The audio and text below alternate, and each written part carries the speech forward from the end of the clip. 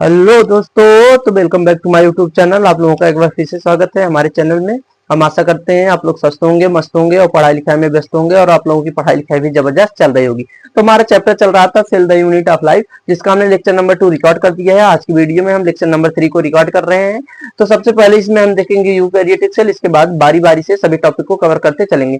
तो चलिए जल्दी से रिवाइज कर लेते हैं। ज्यादा टाइम का हमारा वीडियो नहीं होना चाहिए क्योंकि हम रिवीजन पर्पज से ही इस वीडियो को बना रहे हैं। तो चलिए शुरू करते हैं अपना यूकैरियोटिक सेल। अगर यूकैरियोटिक सेल की बात करें तो इसमें इसके बारे में हमने सब बता दिया था जब हमने पढ़ा था यूकैरियोटिक और प्रोकैरियोटिक में अंतर। लेकिन हम फिर से एक बार इसके कार्य को जल्दी जल्दी रिवाइज करते हैं और उसके बाद आगे बढ़ जाते हैं। अगर हम बात करें यूकैरियोटिक सेल में, तो इनमें विकसित केंद्रक प्रेजेंट होता है। विकसित केंद्रक प्रेजेंट होने का मतलब इनका जो केंद्रक होता है उनमें केंद्रक आवरण और केंद्रिका प्रेजेंट होती है, जो कि प्रोकैरियोटिक में नहीं हो रहा था। प्रोकैरियोटिक में जो विकसित केंद्रक था अनुपस्थित था, यानी उनका केंद्रक जो था उनमें केंद्रक आवरण और केंद्रिका क्या पाई जा रही थी, अनुपस्थित थी। अगर बात करें हम अब यूकैरियोटिक सेल में, इनमें झिल्ली युक्त कोशिकांग जैसे माइटोकॉन्ड्रिया, राइबोसोम, गोल्गी बॉडी आदि पाए जाते हैं, जो झिल्ली से क्या होते हैं, घिरे होते हैं। जबकि हमारे प्रोकैरियोटिक में ये सब नहीं पाए जाते हैं।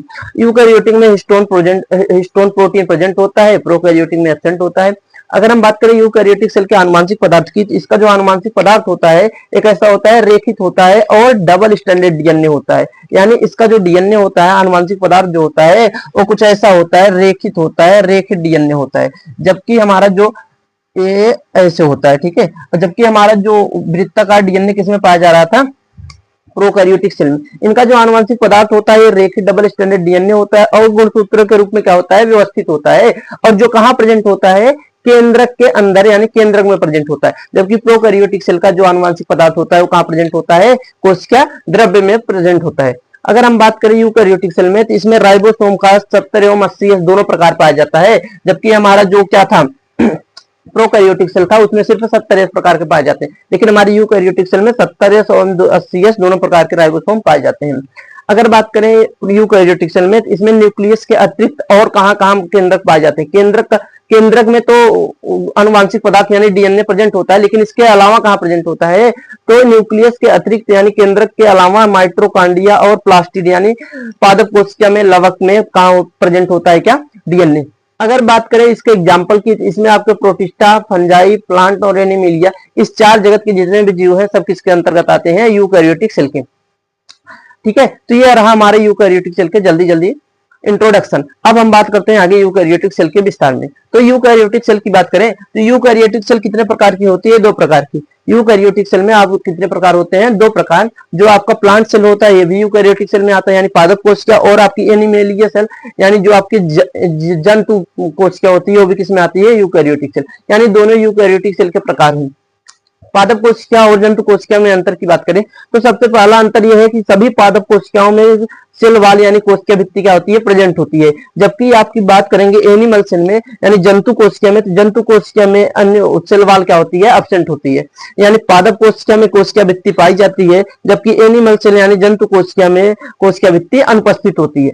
अगर बात करें हम प्लांट सेल की, तो प्लांट सेल में प्लास्टिड यानी लवक जिसे कहते हैं, जैसे आपका क्लोरोफिल हो गया, वर्णक जो होते हैं वो किन में प्रेजेंट होते हैं, आपके पादप कोशिका में। जबकि आपकी एनिमल सेल में आपके जो प्लास्टिड होते हैं यानी लवक होते हैं वो क्या होते हैं, अनुपस्थित होते हैं यानी एब्सेंट होते हैं। अगर बात करें हम प्लांट सेल की, तो प्लांट सेल के केंद्र में एक बड़ी रसधानी होती है जो लगभग 90% भाग को क्या रहती है, घेरे रहती है। ठीक है, जबकि हमारे जो ये जंतु सेल होती है, जंतु कोशिका होती है, इसमें बड़ी रसधानी क्या होती है, अनुपस्थित होती है। इनमें कोई भी बड़ी रसधानी नहीं पाई जाती है। अगर बात करें हम अधिकांश पादप यानी जो उच्च पादप होते हैं, जैसे आपका सरसों हो गया, तो अधिकांश उच्च पादपों में तारक केंद्र क्या होता है, अनुपस्थित होता है। लेकिन जो शैवाल है, एल्गी है, ये क्या है, इसका एक्सेप्शन, ये निम्न पादप है और इसमें तारक केंद्र क्या होते हैं, पाए जाते हैं। जबकि हमारी जो जंतु कोशिका होती है इनमें सभी में क्या पाया जाता है, तारक केंद्र। तो ये हमारा रहा क्या, यूकैरियोटिक कोशिका के प्रकार जो थे, प्लांट सेल और एनिमल सेल, उन दोनों में अंतर था। अब हमारा अगला टॉपिक आता है सेल मेम्ब्रेन यानी प्लाज्मा मेम्ब्रेन, जिसे हम प्लाज्मा मेम्ब्रेन ही कहते हैं। इसके बारे में पढ़ने की बारी आती है। अगर इसकी बात करें हम, तो सेल मेम्ब्रेन और प्लाज्मा मेम्ब्रेन क्या होता है कि एक ऐसी संरचना है जो सभी कोशिकाओं में पाया जाता है, चाहे प्रोकैरियोटिक हो चाहे यूकैरियोटिक हो। और दोनों में, प्रोकैरियोटिक और यूकैरियोटिक दोनों सेल में यानी जीवाणु में और हम लोगों में, पादप कोशिका में भी इसकी जो संरचना होती है सभी में समान होती है। जैसे आपके कोशिका झिल्ली यानी जो प्लाज्मा झिल्ली होती है, जिसे हम जीव द्रव्य झिल्ली कहते हैं, जैसे हमारे अंदर पाई जाएगी वैसे जीवाणुओं के अंदर पाई जाएगी और वैसे पादप के अंदर भी पाई जाती है। तो बात करें अगर हम सेल मेम्ब्रेन की, सेल मेम्ब्रेन में पहला टॉपिक क्या है कि इसलिए सभी कोशिकाओं में प्रेजेंट होता है और इसकी संरचना जो होती है वो सभी में क्या होती है, समान होती है। अगर हम बात करें सेल मेम्ब्रेन की संरचना की यानी स्ट्रक्चर ऑफ सेल मेम्ब्रेन, इसकी संरचना के अध्ययन के लिए हमने कौन सा स्टडी के लिए यानी अध्ययन के लिए कौन सी सेल चुना, आरबीसी। अब कहोगे भैया कि आरबीसी क्यों चुना, दूसरी भी सेल तो ले सकते हैं। कि आरबीसी इसलिए चुना क्योंकि आरबीसी में क्या होते हैं, केंद्रक अनुपस्थित होते हैं और अन्य कोशिकांग भी क्या होते हैं, अनुपस्थित होते हैं, जिससे अध्ययन करने में क्या होती है, आसानी। इसीलिए हमने किसको चुना, आरबीसी को। आरबीसी में केंद्रक और अन्य कोशिकांग क्या होते हैं, अनुपस्थित होते हैं। तो इसीलिए हमने इसकी स्टडी के लिए, इसकी संरचना के अध्ययन के लिए किसको चुना, आरबीसी को। अगर बात करें हम सेल मेम्ब्रेन की, किसके सेल मेम्ब्रेन की, आरबीसी की सेल मेम्ब्रेन की, जो हमारी लाल रुधिर कणिका है उसके अगर सेल मेम्ब्रेन यानी कोशिका झिल्ली की बात करें तो उसमें 52% प्रोटीन होता है और 40% फैट होता है, यानी 40% वसा होता है।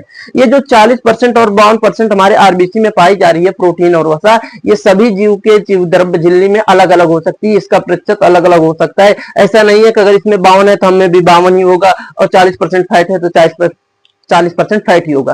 तो मतलब ये जो परसेंटेज है इसका प्रोटीन और फैट का, ये सभी कोशिकाओं में, सभी कोशिकाओं के कोशिका झिल्ली में अलग अलग होता है। तो यहाँ पर क्या लिखा है कि सभी सेल मेम्ब्रेन में प्रोटीन व फैट की जो प्रतिशत होती है वो क्या होती है, अलग अलग होती है।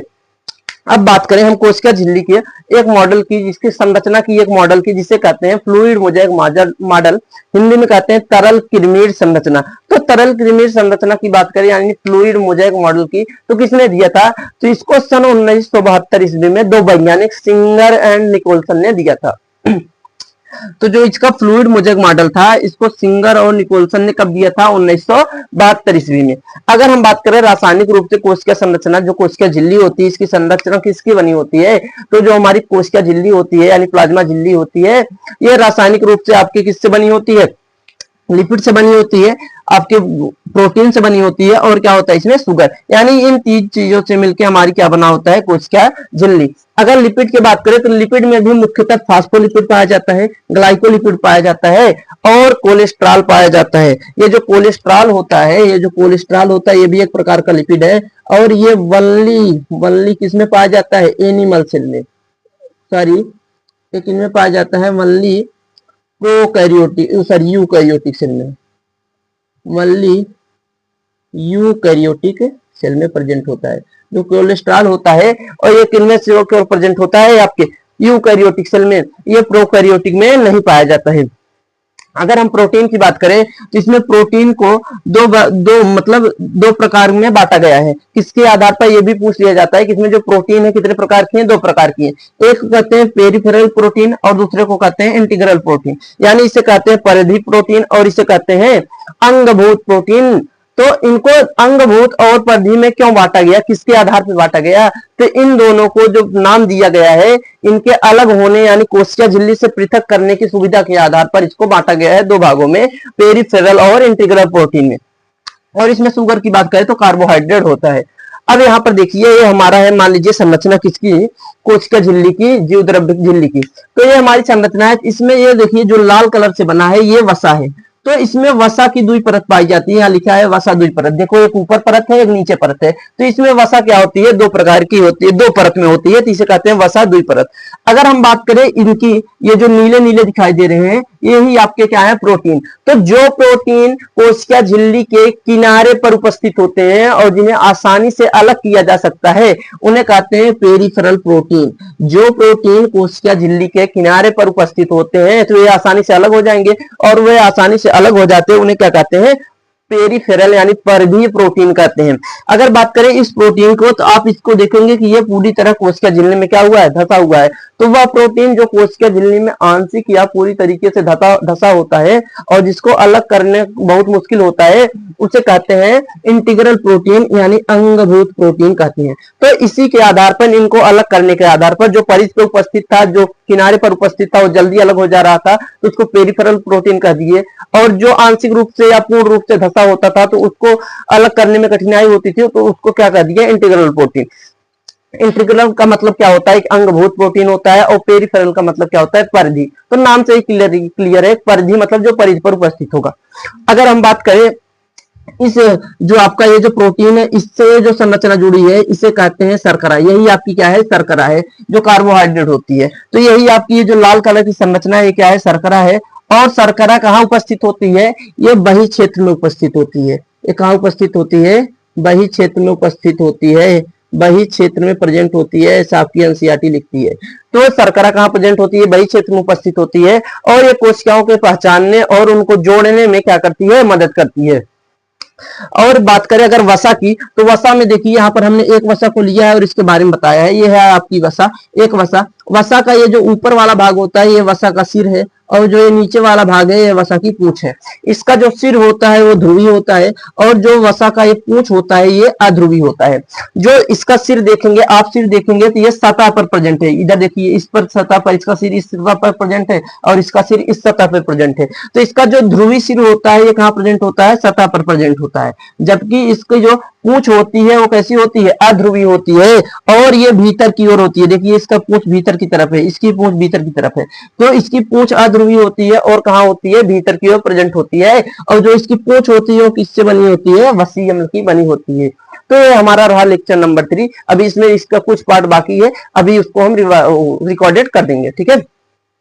तो आई होप आप लोगों को समझ में आया होगा, और आप लोगों का हमने कोशिश किया है कि जल्दी जल्दी कम समय में पूरा लेक्चर को रिवाइज करने की। तो आई होप आप लोगों को वीडियो समझ में आई होगी। अगर समझ में आई है तो कमेंट और लाइक कर दीजिएगा, और वीडियो को शेयर भी कर दीजिएगा। थैंक यू, धन्यवाद।